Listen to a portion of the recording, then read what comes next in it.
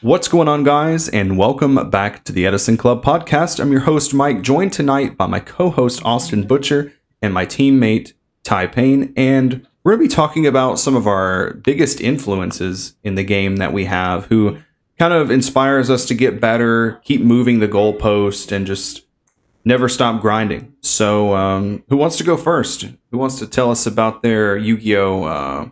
Inspiration? Tom, man, you start this one. All right.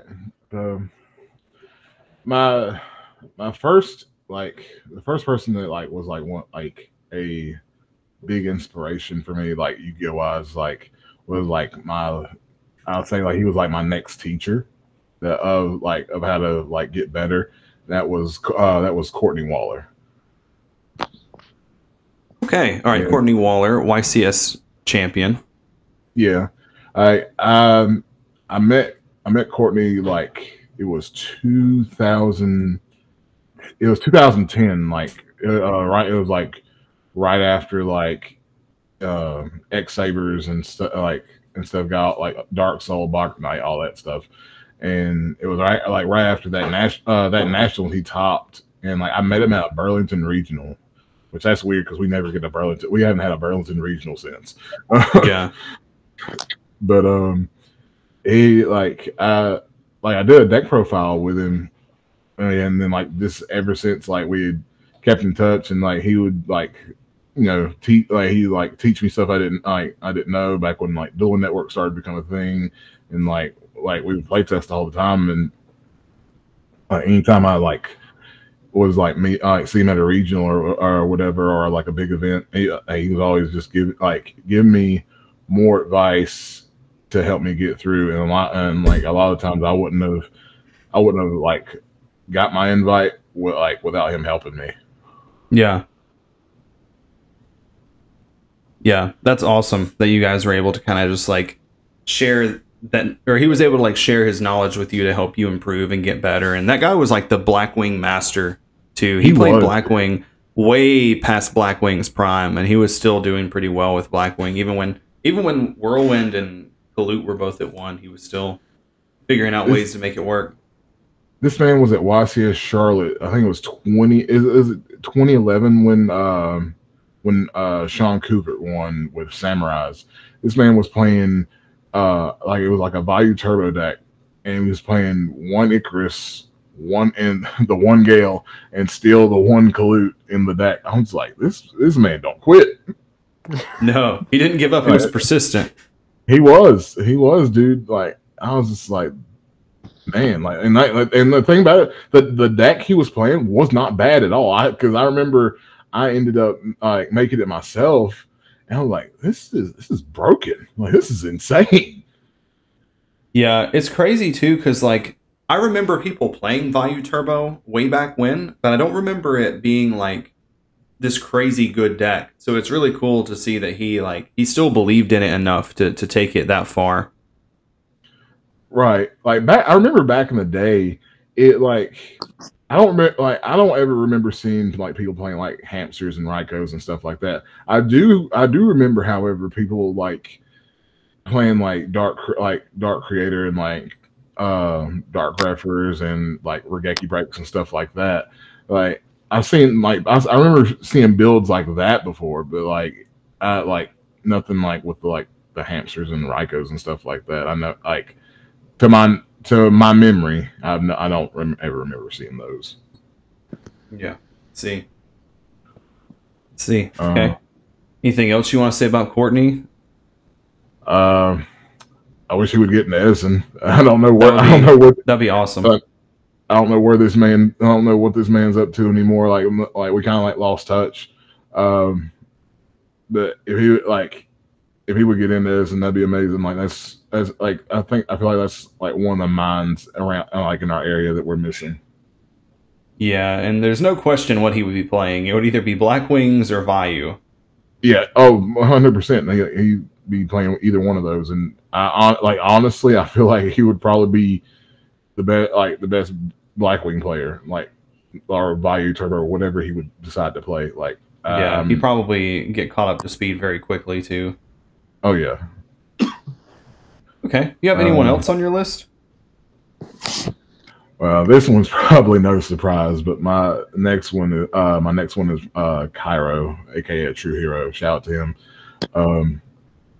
The what inspired me about Cairo is just where where he was with his work ethic is what I'm trying to say. Like his work ethic to get better, like how he spoke about, like, you know, not having all the necessary cards to play like these really like high scale decks, but he was always playtesting on Duel Network, and then got changed to like Dueling Book and stuff like that.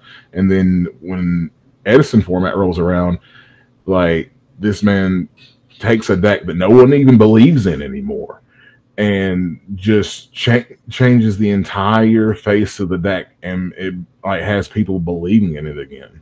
And this, when a player is able to do that, it speaks volumes to me. And like and it's something I always wanted to do. Like, I always wanted to like change, like be able to like change like the tide of how like the game is going, but that never really worked out for me yet. But yeah, that's the reason like Cairo is probably one of my top players that like inspired me. Okay, yeah, Cairo is a really good player. I wish that he would go back to Diva Hero. I understand. I get the frustration. He put out a video on why he hasn't played Diva Hero, and I definitely get it. Like, there's only so many games you can lose to Oppression or Vanity's Fiend or whatever. And I get it. Like, if you play Blackwings, you're probably going to get to play most games that you sit down to play. But there's also something to, like, you know, he was the Diva Hero King, or he still is the Diva Hero King, and like, it's just part of playing a deck like that, is like, you just have to know that there are going to be times you lose to yourself because you play Malicious and Gilman and all those cards, and there are going to be times that you lose to Vanity's Fiend and Oppression. Just like in Blackwing, there are going to be times that you go second, you're sure it gets bottomless, and the game is over. Right. So it's just like one of those things. You kind of just have to pick what you want to lose to, and at the end of the day, like, you should never lose sight of like who you are. You know, like, he's the Diva Hero guy, but I totally get wanting to play a deck like Blackwings because it's safe. Yeah, I mean, I get that, and I enjoy Blackwings myself. I have really enjoyed Diva Hero like way more than Blackwing. Like, not just for like from where Diva Hero has just given me more success as I've played Edison, but just to be completely honest and just really simple about it, it's just fun. It's just a fun deck to play. Like, I get so much enjoyment of just being able to summon Absolute Zero. Yeah, and a lot of times when you play with that deck too, your games are all played differently because you have so many one-ups. So it definitely is kind of like a brain teaser to solve the puzzle, how you need to navigate to win that game. So that's also something that's pretty cool, but also makes the skill level higher, I think. Yeah, I agree. And we talked about this. I sent Eric Eric Shin one of my replays, and he I navigated through like 4 back row against Blackwing, and ended up OTKing the Blackwing guy, and he told me, I can't play like you. He's just like, I can't play. He's like, I can't play like you. He's like, I would have sat. He's like, he told me, he's like, I would have sat there. I probably would have lost, but I wouldn't have had the nerve to do what you did. Yeah, that's like the Steve Silverman approach is like, Torrential isn't real. Mirror Force isn't real. Everything goes in attack mode. You know? Yeah. Like, and sometimes you have to just ooga booga like that. Like, throw the Hail Mary and just... go in. Yeah, and like I've done like I've ended like that's I've like sculpted my play a lot to like just do that. It's like if you have it, show it to me. I don't believe you. Yeah. But but like going back to Cairo's frustration with Diva Hero, I understand it because like I go like you know as a Diva Hero player myself, I understand it. Like going like getting hit with a roll oppression is probably some of the most like it's probably one of the most frustrating things to see is like you have this just godly hand, and then as soon as you start to play it, if you ain't got the MST, oh, it's just like you let your balloon go at the fair. It's just very depressing. It's just sad. Yeah. It's just sad. You just sit there and watch it float away. Exactly. Yeah, I definitely get that. That also correlates over to Lightsworn as well. Like there are games where you go charge, recharge, you know, Lumina Garoth, and it becomes impossible to lose the game. But there are also games where you draw a lot of wolves, your one play gets bottomless, and then like your wolf gets suppression, and you're just very sad. So I definitely get it. I definitely 100% understand the frustration. Definitely. Okay, you have anyone else on your list?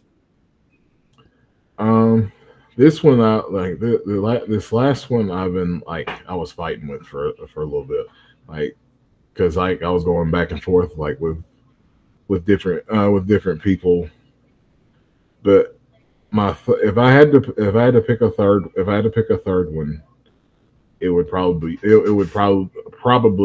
be Frazier. Yeah, that's a safe one. That's a fair one. Just because like from his like the way he thinks out the game, like I watch his videos constantly and just I'm always canceling date night to watch his videos. So if there's ever like I'll rewatch and I'll re-listen to podcasts and like where he has like Yukio guests and stuff, and if there's any like a smidge of something I can take and like learn and put it towards my place, like the way I play or the way that I think, it's like it was worth it if no matter how minuscule it could be, you know what I mean? It's like I like in the past, and like I've told Frazier this, like I've like with him and Cairo, they've helped they are two of many people that have helped my gameplay like increase immensely over the past going on 2 years now. Yeah, absolutely. The amount of information that those two have that they've been gracious enough to actually let like the general player base in on, that information that they easily could have just gatekept from everyone. And I think that stuff like that has really made the community better players like overall as a whole. And that's really, really cool that they've done that. I mean, he's on my list too. I have Frazier at number 2. Obviously, I'll talk about my number 1 when it gets around to my turn. But yeah, he definitely changed like the way I feel like content creators make content, because sometimes it's like just clickbait, right? Some creators they're like making information, but you can tell they're still kind of like gatekeeping some information. Yeah. And with his stuff, it's like you can just watch it, and I feel like if you just watch any of the videos that he posts, you're going to learn something throughout the course of that video, where I don't necessarily feel like it's the same case with other creators that I watch. Right.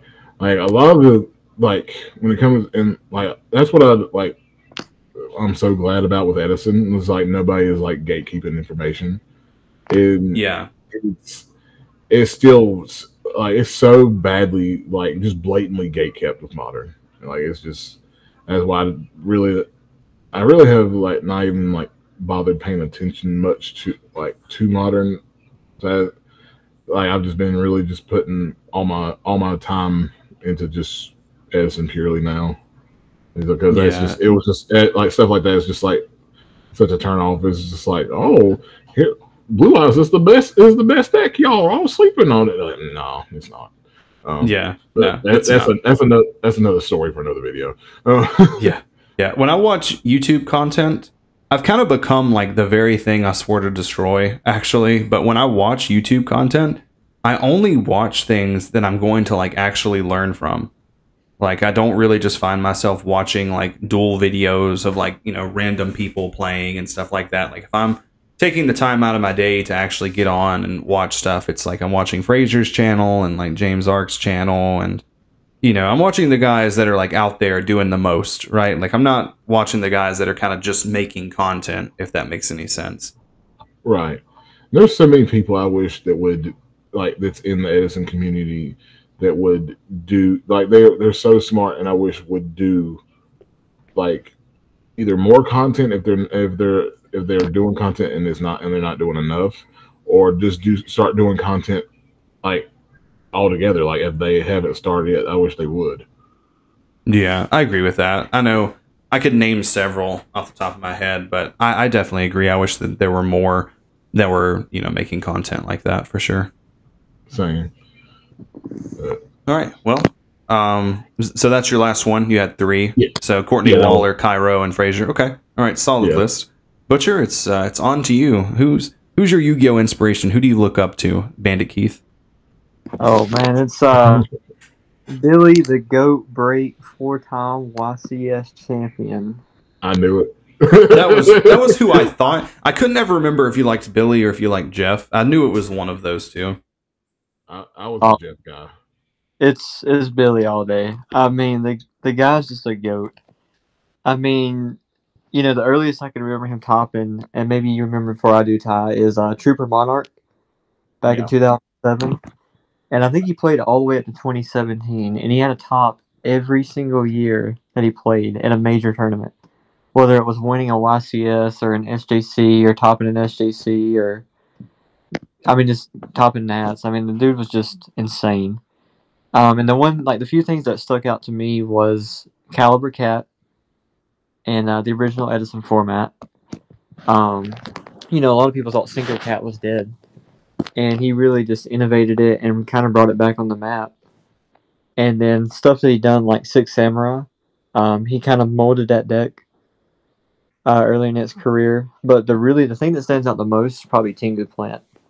Right after Plants got just annihilated on the ban list and everything went to 1, and everybody thought the deck was dead, and then he wins back-to-back YCSs with it. I mean, the dude was just insane to me. And he almost went, I think, 3-3, or was really close to it if I remember right. And then I think he moved on to Inzectors, and he played Inzectors when they were at full power, and then everybody kind of thought Inzectors were dead. And then I think he topped in a format when, like, Dragonfly was at 1 and Hornet was at 1. I mean, the dude was just... he was the deck builder. He knew... Billy knew the game. He didn't just know the deck. He knew the game. He knew how to play Yu-Gi-Oh!, not just how to play a deck, which is so important. I'm pretty sure he was one of the players that was on Burning Abyss like super early, when a lot of people were just kind of counting the deck out or really wasn't talking about it. But I'm pretty sure he was one of the founding fathers of that deck. Like, I think he played like Burning Abyss Shadol or something like that. I think you're right. And then I don't know, just the dude always inspired me. But once I seen what he done with like Inzectors and stuff and Tengu Plants, like I don't know, I was just locked in after the whole Tengu thing. And then I played Inzectors for a long time, and I actually like neck decked his build for a while. It's kind of a deck I wish I would have played more back in the day, because it was so fun. Even after everything kind of got limited, the deck was it's so explosive and really fun to play, and just, I don't know. Billy was just such a good player. I think he's one of the more underrated players and underappreciated players. And I really wish that he didn't work for Konami so he could play the game more. Because I think he would be insane in Edison. I really do. I think he'd be one of the best Edison players there is. Yeah, he's just like one of those guys, you know, that he knows the fundamentals of the game. So he would just naturally be really good at it. And I heard that he can play since he works for Konami. Do y'all know? Is there truth in that? I have no idea. With Konami and their policy stuff, it wouldn't surprise me if that was like a clause in there somehow.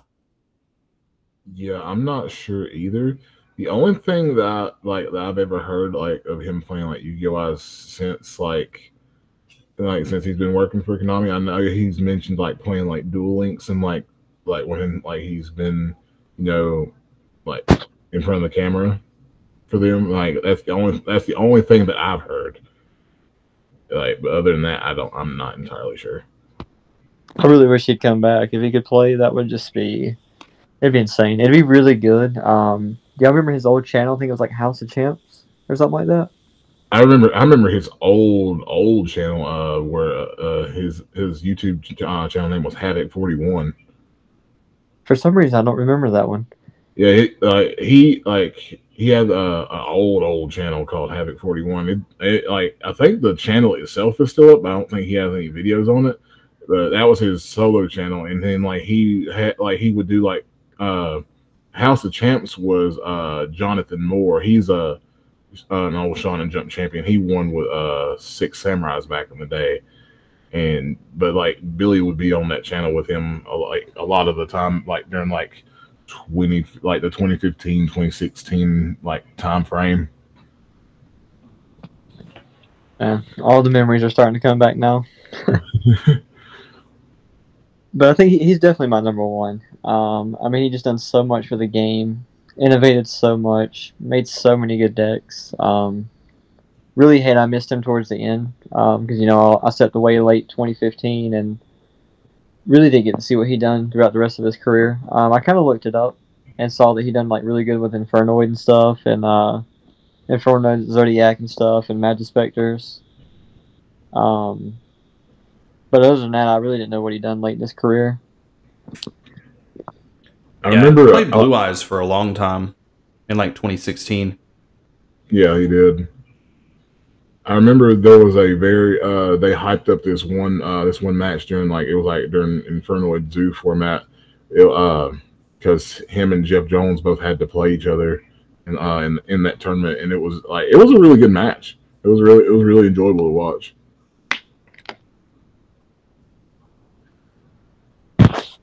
Yeah, Billy.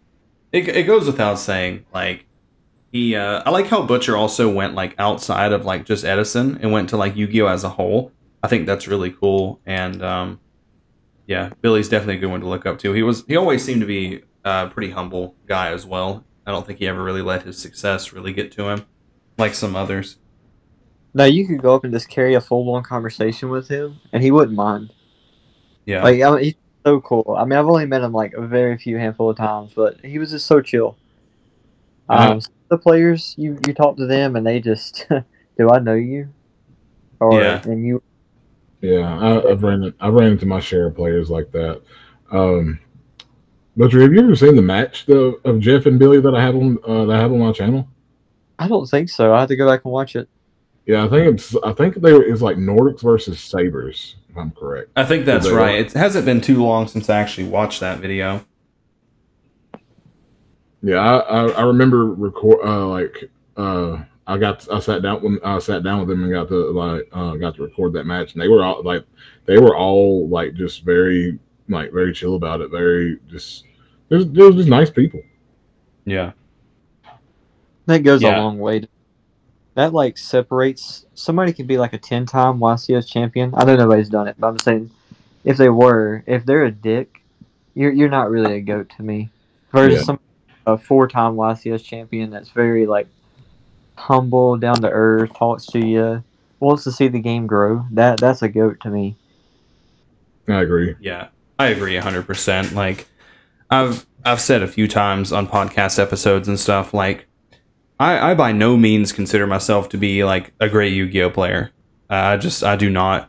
But anytime someone messages me, I will go out of my way to help them with whatever questions that they have asked me, because I just hated so bad back in the day, like messaging someone or commenting on something and just getting completely ghosted by somebody. Like I always felt really bad. It made me have like bad opinions of some players, and I've just always wanted to help people. Like I've said that before many times. Like that was my goal as a player and a content creator, was just to be the guy that was like, oh yeah, I'll help you. Like we don't have to agree, but like here's my opinion. Like you can take it for what it is.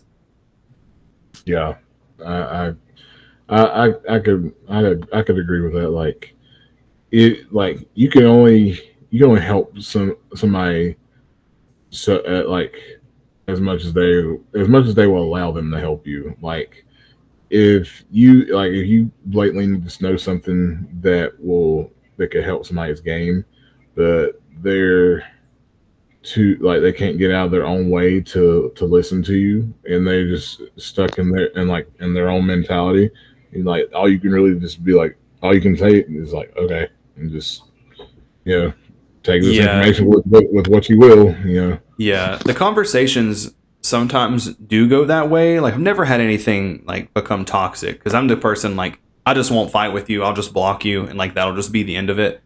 But I've had some people, message me for advice, and I give them my advice, and they just completely. It's not even like a debate thing. They just like kind of tell me I'm wrong, and then I just kind of give this response where I'm just like, okay, well, it seems like you got it figured out, so I wish you the best of luck, and that's just the end of it. And I don't really reply anymore. I like healthy like debate, back and forth, but when someone just completely just like shuts you down on everything. Like I had one guy one time tell me that Herald of Orange Light wasn't good in Christius Warren, and I was just like, all right. it's like that's it's an odd, truly an odd take, but hey man, you do you, you do you. Yeah. I couldn't deal with that. Like anytime someone tells me like, oh, I have a Lightsworn build that's consistent, I'm like, okay, either you're lying or you're cheating, because that can't be true. Yeah. Like that statement cannot be entirely true 100% of the time, because someone would have done it. And if Lightsworn was consistent, like with any kind of consistency, it would be probably the best deck, because you just couldn't win if it was actually like really consistent. So. But yeah, kind of went off course there. Butcher, do you have anyone else on your list? Yeah, I don't know if y'all remember this one. Tom might. Slim X Team Symmetry, Mike Calero. Oh yeah, Slim White. Yeah, Slim is my boy, dude. Yeah, Slim man. still plays. Yeah. Back in the day, his content was just so good. Like, he's one of the people that kind of inspired me to play Dino Rabbit. He wasn't like a well-known, like, big-time player, but he was more well-known for his content. I don't know if times have changed. I haven't watched him in a long, long time. I didn't even know he's still done content, honestly. But back in the day, like, he just inspired me so much for Dino Rabbit. I loved his content. He would always talk about, like, his regionals and stuff, and he'd really just explain his card choices and break down the meta, and just... He was just so on point. Like, he was a very humble player. And he was a good player. But just how genuine and kind he was. And you could tell that he, like, cared for the game and wanted to see the game, like, truly grow. Yeah, Slim is a really cool guy. He teams up with, he's, like, really good friends with Asian Persuasion, who's, like, another, like, really old school Yugi tuber. And I did a collaboration video a long time ago, probably like 3 years ago now, and I messaged basically every like big name creator, because I wanted them to like, it was the task was to send me a 10-second video of a tip of how to get better at Yu-Gi-Oh! And Slim was the first one that responded, and he responded so quickly, and he sent me the video, and I've never forgotten that. The guy was just just pleasant to talk to, and just a really down-to-earth guy. He is, man. Like that's probably one of my favorite people in the Yu-Gi-Oh community. Like anytime I see this man at a big event, since we became friends, he always gives me the biggest hug. Yeah, he's chill, man. And boy, you just like jogged a memory of mine. So whenever I topped nationals that year, he was one of the people that I reached out to for a deck profile, and he responded instantly. And the deck profile's still up. I actually showed it to my wife not long ago. Oh, that's cool. You need to link me that. I don't know if I ever saw that. I've never seen it either. Yeah, I'll send it to you. It was him. What was Cordero? Was that his name, Cordero? Yeah. Him, both of them responded, and another guy. I can't remember who it was. But them three responded, and a lot of other people, they just looked at the message and, like, moved on. Yeah. Yeah, unfortunately, that happens a lot.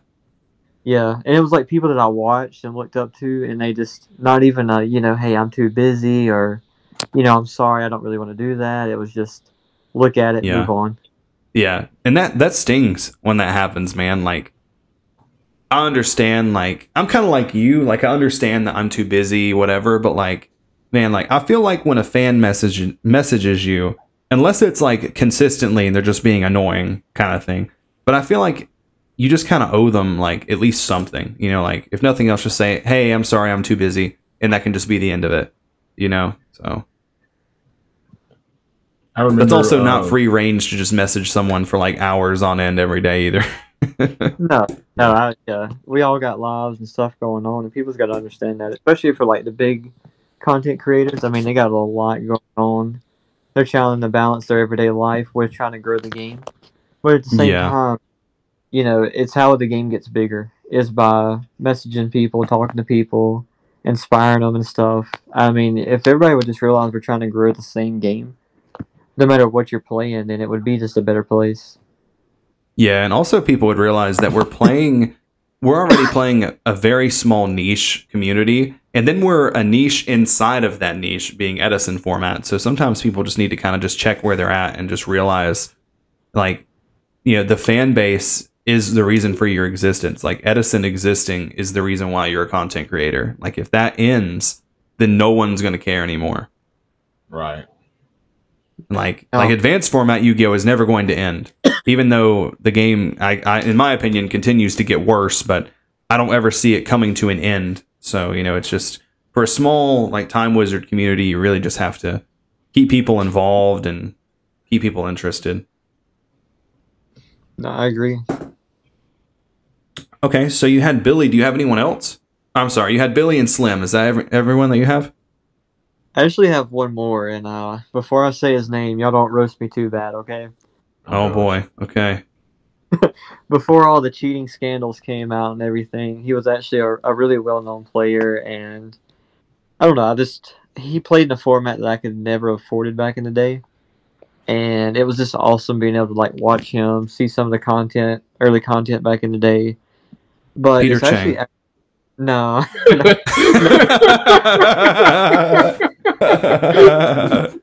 Oh gosh.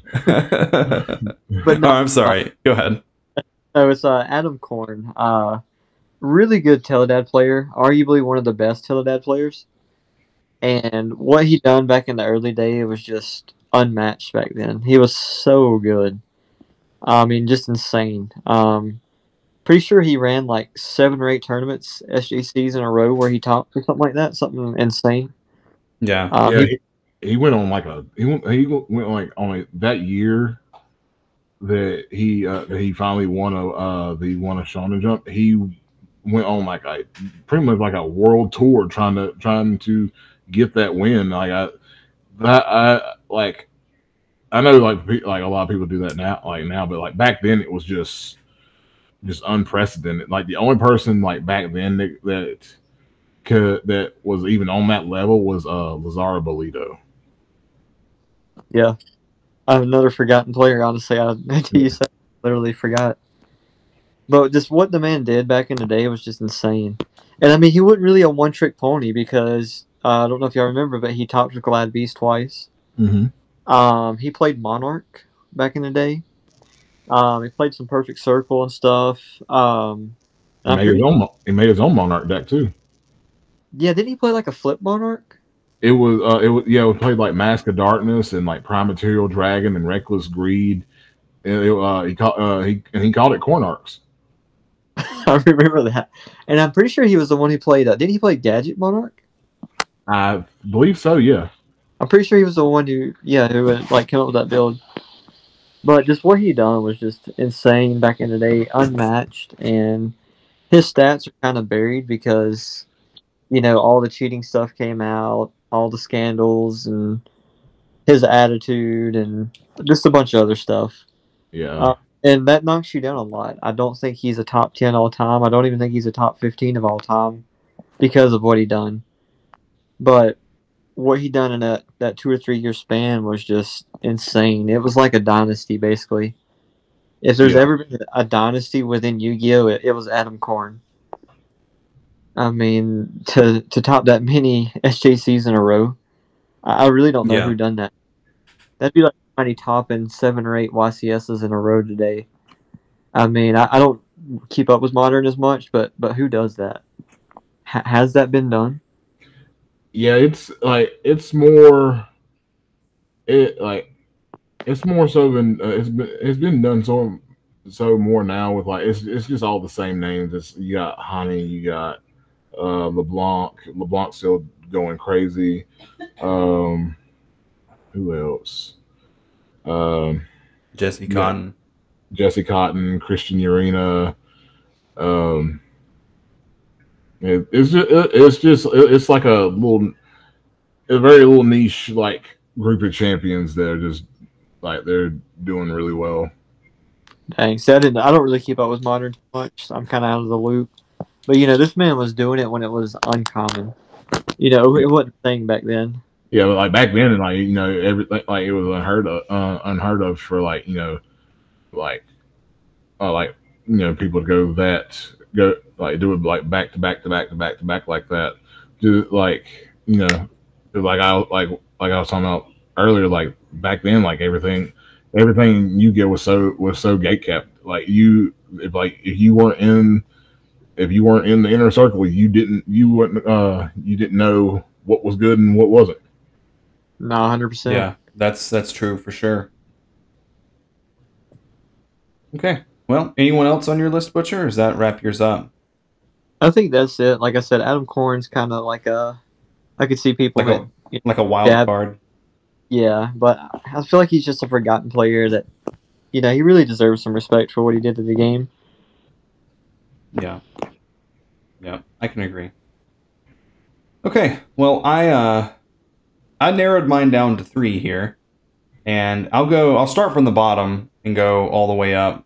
My third most player that I look up to is times 2, and he's really been like my Lightsworn like Therio buddy for like a while now.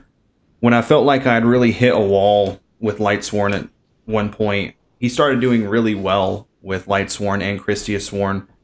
And I think that's kind of what reignited my motivation to want to like really get good at the game.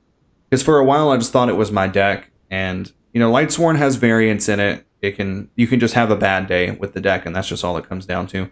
But it was really cool to see him top like those 3-4 tournaments, because he topped a lot of them very quickly with Lightsworn and Christiasworn. So I've always looked up to him, and we've collaborated a lot on deck lists and stuff like that. And the night before Top Cut of Richmond, we were talking like that whole night, talking the next morning about like because I knew I was having to play against Black Wings the next morning. We were talking about like side plans and the best cards and what we take out and stuff like that. And I really credit topping Richmond to him, because he was definitely the guy that helped me the most. Him and a True Hero helped me a lot, because I was messaging both of them that night. So times 2, yeah, I really appreciate everything that he's done for the Lightsworn community. Definitely changed the way the deck was played for a while, with stuff like Glorious Illusion and Lightsworn Barrier, cards that people never really gave a second glance to, and Graganith. I can basically credit Richmond and the BBG 5K top to Graganith, just because no one respected that card. And even if you just tribute summon it and it's a 3,000 piercer, it could just end the game immediately. So he's definitely one of the people I look up to the most, for sure. I could definitely see that. He had a pretty good run pretty good run last year. I'm not sure if he's done anything. I'm not sure if he's done anything this year. I haven't really looked into it this year, but that's I could definitely see y'all collaborating a lot. Yeah, I actually played. So he topped an RBET with Pure Lightsworn in like March or April or June sometime last year in the spring. And I actually played his exact list for Nationals in July. And I think that if I had just been a better player, I can say with full confidence, I think I would have topped that event, because the list was actually so good. just hadn't like got there yet myself. I was playing a good deck, but I wasn't the best player. So he was definitely like ahead of his time in the way that he built the decks, because that was back when he was like main decking Cyber Dragon, like all this crazy stuff to help going second. It was really, really good. Didn't he top Moreno Valley as well? He did. Yeah, I think he topped Merino Valley with I think he topped with Christia Sworn. I think that was like the resurfacing of Christia Sworn, where he played like the 2 Christias and like Glorious Illusion and stuff like that. Right. Yeah, very, very good Lightsworn player. Very good. Number 2 on my list is Frazier. We kind of talked about him a lot already, but definitely don't feel like I would be where I am without his content, because like we've discussed earlier in this episode, is he just lets a lot of information out there that he could easily gatekeep or charge people, you know, to get. And I'm very appreciative that he doesn't do that. And there's also something to a player that's, I mean, he's won a YCS, he's won Ultimate Time Wizard, he's topped a lot of events. It's very respectful for him to be the kind of person that acknowledges last summer he wasn't as good as he is now. So, I don't know, for me, that made me, I already had respect for the guy. I mean, I really like that guy, super cool, he's a great player, but that made me have a lot more respect for him. Because a lot of times, and I've noticed especially in Edison, you have a lot of players that are very big-headed, like, oh, I know everything, you know, there's nothing more than I can learn, I'm the best. But they don't really ever seem to do well with any kind of consistency, so it makes me wonder, do they actually know everything? But he full-on admitted that he wasn't the player last summer that he is now, and I think that's really respectful, you know, just to be able to be transparent like that. Yeah, that definitely. And like I said earlier, like, you know, like Frazier's like content has helped improve my games, like, as well as, like, you know, conversations I've had with him. You know, it's really upped my game a lot, and to where, and I really like that he was, you know, like you said, like he was very transparent in the fact that he said, you know, I wasn't the player I am now. Yeah, that's, for some people that would be hard to admit, you know. Yeah, it definitely would be. So, because like, and I don't know, I guess it kind of like ties in with, like, you know, like Frazier said this, has said this much, like you get players, like, more often than not they play for the glory. Like the prize, and not like the prize, and well, for Edison it's there, but it's like, I guess they just get so wrapped up in their own pride that they can't really admit that they were not good at one point, or not as good as they could be. So I think that ties into it. Yeah, I agree. I agree there for sure. Okay, so my number 1 Yu-Gi-Oh! Influence, and this has been one that's kind of been working its way up the ladder for me, and just seeing the work that he's put not only into himself, but in the deck. I think my biggest Yu-Gi-Oh! Influence is actually Nick Trudden, the Amaryllis guy from Little Man YGO. He's topped a couple Ultimate Time Wizard tournaments now with Amaryllis, and this guy has put the deck on the map single-handedly. Like, he made the deck a threat. Like, sure, Carpath, like, quote-unquote, discovered Amaryllis, but this guy has worked for, like, a year and a half, 2 years, perfecting that deck. And he turned it into a deck that was just a rogue deck, to a deck that very well could have won a majority of the events over the last year, because a lot of them were Vayu and Amaryllis, and it could have went either way. So just seeing the way that he kind of picked up that deck, kept refining it, kept making it better, kept getting better, I think that's like the most inspirational thing in Edison that I've seen so far, is just for someone to be so committed to a deck and not want to give up, that you would just put that much time into it. And I just think that's really cool. Yeah, definitely for sure. I've not met him yet, but like, from what I see, he seems like a pretty nice guy. You know, that's another very big, like, come up story. Like, how I was talking about Cairo before, like watching, like, how Nick just, he's always trying to, you know, what's the word I'm looking for? Trying to make it like make the deck better with it, like, and like you can see it in his like content and whatnot, and it really, like you said, it really is inspiring to see how much work he puts into that deck. It is. It's and two, it's like he's not afraid to go against the grain and try things that people might be like, oh, you're crazy. That's not good. That's not going to work. Why are you playing Scrap Iron Scarecrow? That card's not good. You know, stuff like that. And when you kind of go against the masses, like, you're naturally going to catch hate. You're going to get the comments like, this guy doesn't know what he's doing, blah, blah, blah. But somehow it keeps working and he keeps getting better. So obviously, like, I don't know that Edison is the type of format you can look at a deck list on a dueling book screenshot and be like, this deck is either good or this deck is bad. I feel like it's all about the seat time you put into it and the refinement that you put into it as well.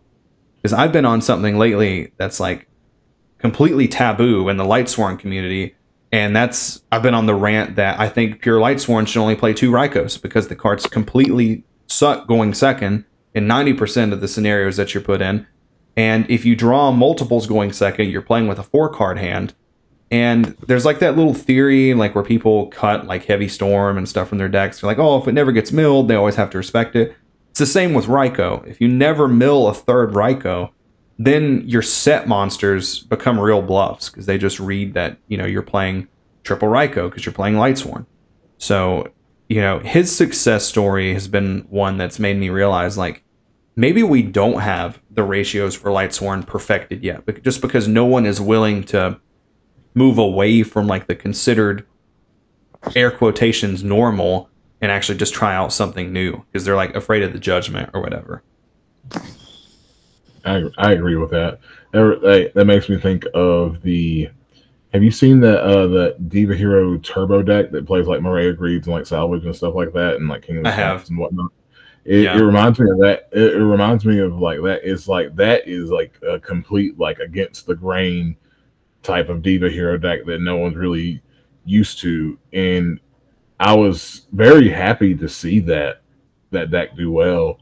I've not got to test it myself, but the fact that something like that, the fact that like seeing stuff like that, just like, and seeing like, you know, just seeing innovation in general, no matter what deck it is, it just makes my Yu-Gi-Oh heart happy watching, you know, a locked format like this just keep innovating and innovating and innovating and just becoming more and more creative, and we're just not all just stuck in the mud. Yeah, I agree 100%. It's sometimes with a deck you just have to go against the grain and just see what happens. Like, I think in some ways people kind of have forgotten about the concept of just testing a deck and refining a deck, and they just kind of want the perfect list, you know. And I just don't think you can theory up a list in Edison and make it perfect the first time. I'm not gonna say it's never been done, but it's never been done. So right. But yeah, I think Nick is definitely my biggest influence, at least right now. But I don't really see that changing, and I actually see him being even more influential in the future as he just continues to refine that deck more and more. Oh yeah, I agree. Are there any? So we're approaching the hour mark here. Are there any like notable people that you want to point out? Maybe like not quite as influential to you, but still worth pointing out. One player I didn't mention that it was one of the really good players from back in the day. That really kind of fell off after a while. Was Philly Luna. Yeah.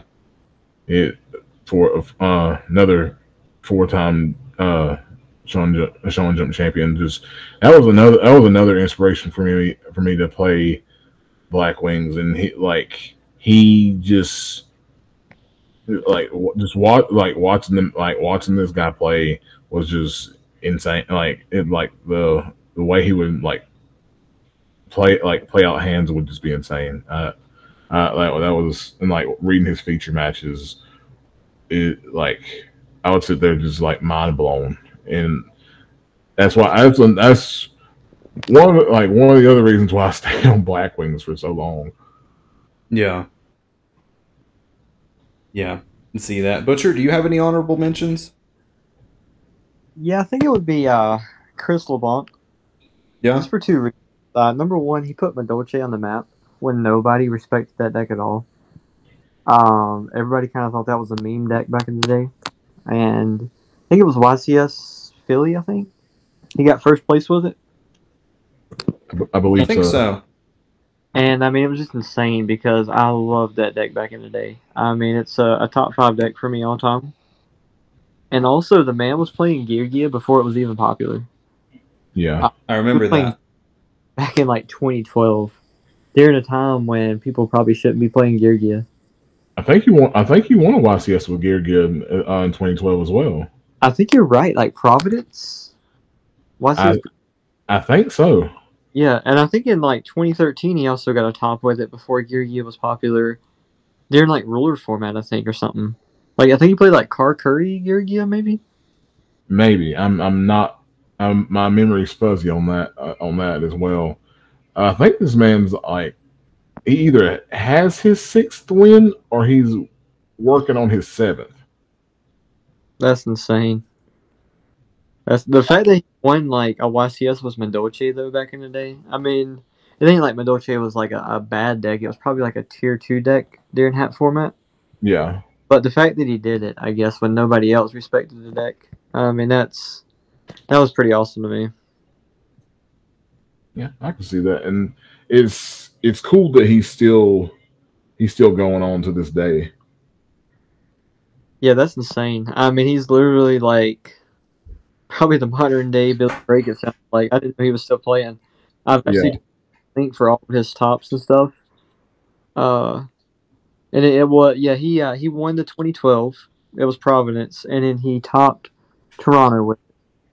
And it was Philadelphia that he won Madolche with. So that's insane. And he's still playing today. Yeah, just got top 16 at the San Jose. That's insane. That's just literally to have that much success. I guess is just crazy. Yeah, it is. It's pretty wild. Yeah. I have a couple honorable mentions here that I'll go over very quickly. My first one is Andreas Torres, who is the branded literal GOAT. This man made me want to play branded. I played all of his branded lists. They were so good. And this guy stepped away from Yu-Gi-Oh! For several months to play Pokemon, and then went to the UDS championship where they got everyone that had a UDS belt all together. So like Jesse Cotton, Jeff Jones, him. There are so many others. I don't know all their names, but this man hadn't played Yu-Gi-Oh! In a long time and gets to the finals with Jesse Cotton. And I wish that he had won so bad because I just really looked up to that guy because he could play anything and do well with it. This man topped the YCS with branded before branded fusion came out. And like started topping with Thunder Dragons when Colossus was banned, and yeah, really inspired me to get better. So he's one of them. What were you about to say? Yeah, we were at that YCS that he topped. Yeah, it was the first one after COVID. It was Raleigh that year. Charlotte. Him and Charlotte. Yeah, Charlotte. I'm sorry. Him and Pac both, I'm pretty sure, played like a very similar list of branded, like without branded fusion, and it was really cool to see them go as far as they did. And then once the deck got its full support, he was just, the rest was history. He played it for a long time. Yeah, that was like for a while. He was really looking to be like this generation's like new age Patrick Hoban for like the longest time. Yeah, and I think he has 5 YCS wins. It's either 4 or 5. I think he has 4 YCS wins and a UDS win. Yeah, he's a very decorated player. He's a really good player. Oh yeah, for sure. Then my last honorable mention is actually Raikoko 7, Ryan Prescott. And this goes back to like the first ever Switch tournament that we went to. So our first Edison tournament. He was playing Lightsworn, and this man won the tournament with pure Lightsworn. I was like, I want to be like this guy. I want to win with pure Lightsworn. And every time I'd get paired up against him, I would lose to him every single time. And one of the feature matches that still haunts me to this day, I go back and watch it sometimes, was at the VBG 2K when I played him on stream. And I would have beaten him, but I discarded a smashing ground off of something. I don't remember what it was, but I think it was off of Monster Reincarnation. And I look back and I'm like, man, if I hadn't pitched the smashing ground, I would have beaten him. Because I wanted to beat him so bad for so long. Because I guess it was just, he was someone I looked up to. So I was like, man, if I could beat this guy, like, I've made it.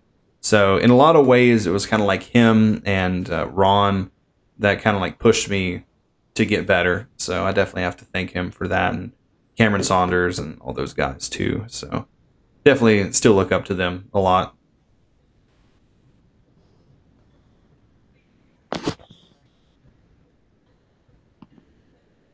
Where'd you go?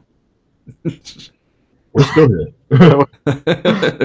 there was a long period of silence there, but yeah, those are my honorable mentions. No, I think they're all good names, man. I think everybody that we mentioned here tonight was really good players or influential players, and they all helped us in a really good way. They've all in some way or yeah. Yeah, before we get out of here, I will mention that we do accept listener letters and fan mail to our Gmail, which is the EdisonClubFanmail@gmail.com. You can send us any kind of listener letters or fan mail you want us to cover. If you have questions, any kind of podcast suggestions, definitely love to hear from you. We've had a few people reach out in the past couple weeks, and it's always puts a smile on my face when my Gmail goes off and it's for that account. So, yeah, definitely don't be afraid to reach out, ask us some questions, give us some suggestions. So, anything else you guys want to say before we get out of here? As you know, as always, like I love doing this and getting on the pod and getting to talk and talk about old times and rant for forever. It's always a fun time. No, I completely agree. I always enjoy it, boys. Always down to do it. Love going down memory lane. Yeah, it's always me a good too. time. All right. Well, thank you guys for joining me tonight. This is Mike, Ty, and Austin from the Edison Club signing out until the next one.